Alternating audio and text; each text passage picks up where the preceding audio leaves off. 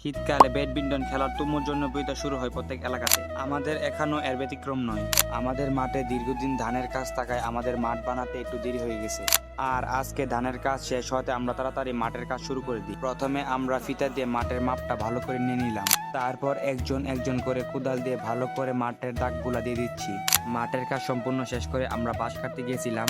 বাঁশগুলো মাপ দিয়ে ভালো করে এনে এগুলো গর্ত করে এগুলোর মধ্যে বসিয়ে দিল। তারপর আমরা সকলে মিলে গিয়ে লাইট হোল্ডার এবং একটা নেট কিনে আনলাম। তারপর আমাদের এক বড় ভাই ইলেকট্রিশিয়ানের হাত দিয়ে আমরা সবগুলা কাজ করিয়ে নিলাম।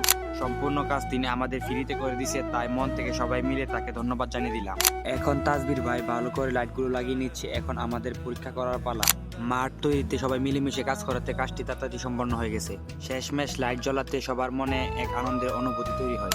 এখন আমাদের মাঠটা কেমন হয়েছে আপনারা কমেন্ট করে অবশ্যই বলবেন এবং পরবর্তী আপডেট পেতে চ্যানেলটিকে অবশ্যই সাবস্ক্রাইব করবেন।